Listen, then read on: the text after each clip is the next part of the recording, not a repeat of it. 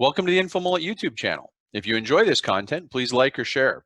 And if you'd like to support the InfoMullet by becoming a mulleteer, visit us on Patreon. We appreciate your support. So as not to spoil the election results, I'm going to do a forecast on what I see is going to happen, not from a standpoint of this person will definitively win, but what the first 2 weeks are going to look like after November 3rd, because that's when everyone's kind of nervous. So if you don't want it spoiled, I guess mute me, turn me off. If you do want to spoil it, like, share, and follow. Share it with all your friends. Spoil it for them. I'm fine with that. So let's first talk about November 3rd, Election Day. There's a lot of scenarios of electoral math, and you can go to 538 and see these. But generally, the clustering right now is Biden is favored to win. And where Biden wins, he tends to win by a lot. Where Trump wins, and there's I think right now 17 out of 100 scenarios Trump wins, he wins by a small margin.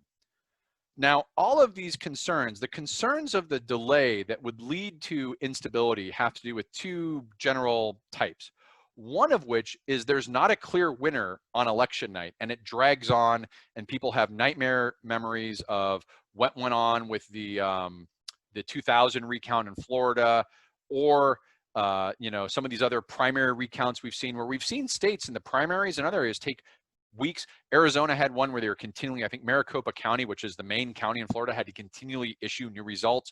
Georgia, it's become an election night gag that it's like, okay, well, we're not going to know because these counties are delayed and we got to wait days and days. So there's a concern that a inability to know who wins. And the three major states that are, lots of states are potentially delayed because some of them are complicating this year's this coronavirus. So you receive, when you can start counting the absentee ballots, some of these states don't allow you to start counting absentee ballots till the day of the election.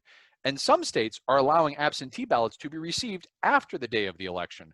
So you can see right there, if there's a large absentee ballot and you're only starting to count them the day of the election, that can add some time. But one of the things that's key here to keep in mind in this scenario, which is of how long it takes to know, is that there are the three major tipping point states. And a tipping point state is kind of a priori, hindsight is 2020 way. We often think like Trump won Florida, Wisconsin, and Michigan, and therefore he won the election. Well, that's only because those states were the last ones to report and provided the electoral votes that took him over the top. If those states had reported much earlier, but some reported later, we'd have a different thing. So these tipping point states, I'm a little uncomfortable with distinction, but generally it's considered right now, Pennsylvania, Florida, and Wisconsin are the most likely, 30 to 40%, they're gonna provide the winning votes. And I wanna put finger air quotes about that. Of those two, Pennsylvania and Wisconsin are likely to take longer to know. So if you get this scenario coming down where it's gonna come down to these three states, and two of them are likely to take till the end of the week. So scenario one is we don't know who's won through the end of the week, right? It may be Friday before we have a count, and that's the scenario. The second scenario is that someone's not willing to accept the results. There's a clear victor, but someone's not willing to hand over power, and there's protests and riots and terrorism and stuff like that associated with one side or another not winning. Well, the first one I think is actually, here's how I see it playing out. If Biden wins, he's going to win by a lot. And if he wins by a lot, it's not going to be one or two states that determine the tipping point. And this is a forecast. I could be wrong. So save this, mark this, and laugh at me later if I'm wrong. If any big red state tips for Biden on the night of the election, Texas, something like that, Georgia, unexpectedly, Biden's going to win by a lot. And you're not going to need to wait for all the states because he's going to zoom past the 275 you need to be declared the victor. So the scenario I see is most likely is because the most likely scenario is Biden wins, and the most likely scenario that Biden wins is he wins by a lot. We're talking 200 electoral votes or something. In that case, you're going to know pretty early. And yeah, there may be some states hanging out, but you're already past the threshold, or the path is so obvious it's very clear that Biden's winning by a lot. If Trump's going to win, he's going to win by a narrow margin is the forecast. That's just the forecast. So in that case, then you would be on, tooth and nails to say, wow, this one state that hasn't reported or is still struggling, that's the scenario where it's going to stretch out. Then the second scenario is people don't accept the results. Well, I go into this a lot in the forecast. Again, I think that 2 weeks after the election, I think it's going to be tense from Tuesday of the election till Friday of that week as all the states report. If it's a blowout, we're going to know by Wednesday or Thursday, and it will likely be over. If it still takes a little time, we'll probably know by Friday or Saturday. You may have protests, riots, gatherings, rallies, all that stuff will probably occur for that first week. Now, we've seen that. I mean, the good news, bad news is we're pretty experienced with riots and protests and gatherings at this point. We've seen it for the past 10 months or 8 months, so, or at least since June. It feels, God, 2020 time. So in some ways, it'll be more of the same. It's going to be a continuation of what we've seen, but we've lived with what we've seen without breaking into civil war. So you're going to see that. I see it fading out over that second week. I don't see it lasting long. You know, weather's bad. If it's a blowout for Biden, there's not going to be a lot of support for it. I don't see a lot of this 2-week period. It's going to be that narrow, tense period from Tuesday through Friday, maybe through that weekend. You're going to see the riot. Obviously, the weekends are prime for riots and protests. People aren't working. They can go out late at night, stuff like that. I think by the end of the first week, you're going to have a downtick in that, and it's going to probably downplay. So at most, you're talking 2 weeks of activity. I don't see a lot of mass violence during that effect. Again, if someone's going to radicalize, because let's say Trump doesn't win, and they're going to take the MAGA cause into a violent actor phase, that they're going to operationalize, and it takes 6 to 18 months for them to get, and they're going to be subjected to just as much scrutiny as this group in Michigan.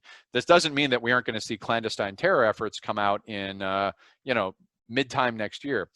But if there's a very clear winner too, I've laid this out in another video. The choice of who gets to be president isn't really the president's at a certain point in time. The Electoral College meets, they vote. If you don't have your votes in by then, too bad, you're out of luck.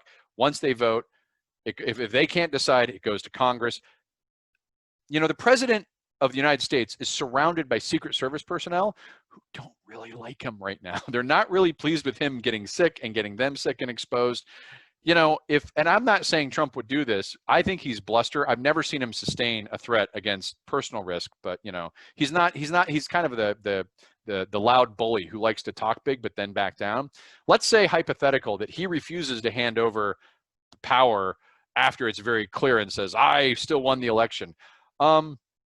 I think it's very likely he'll be arrested about 35 seconds, whenever the deadline is that he needs to hand over power or do something, and he doesn't. I think the Secret Service are going to look forward to arresting him.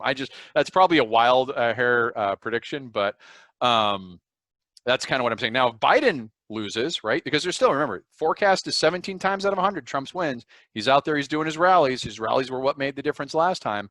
I see a lot of protests and riots, but I don't see mass uprising and immediate civil war. I just don't see it. Now, that doesn't mean there might not be clandestine terror groups on the left that form up. Some of them are probably already forming as we speak, having been radicalized over the summer. We're going to still see those play out. We're going to see them come out. But again, it's the difference between clandestine terror networks and mass insurgency is that 17% of the population. And if you haven't crossed that threshold, you're going to end up like these folks in Michigan where they end up you're going to end up in that situation where people inside your own group are informing on you to the FBI. Jan Soitino is saying he's already said he would flee to another country. By the way, you heard it here first. If Trump does leave the country, my bet's on Turkey. I know that's not a favorite. People are thinking Russia or Monaco or something like that. I'm calling it Turkey right now. He's got a good relationship with President Erdogan. Erdogan, you know, their extradition agreements are subject to the whim of Erdogan right now, and I think he goes to Turkey. I don't think he goes to Saudi Arabia or one of the Gulf community cooperation states, just because those states rely on the U.S. so heavily that there's a really big lever the U.S. can use to get him extradited. But I think if Trump flees the country, it's going to be to Turkey.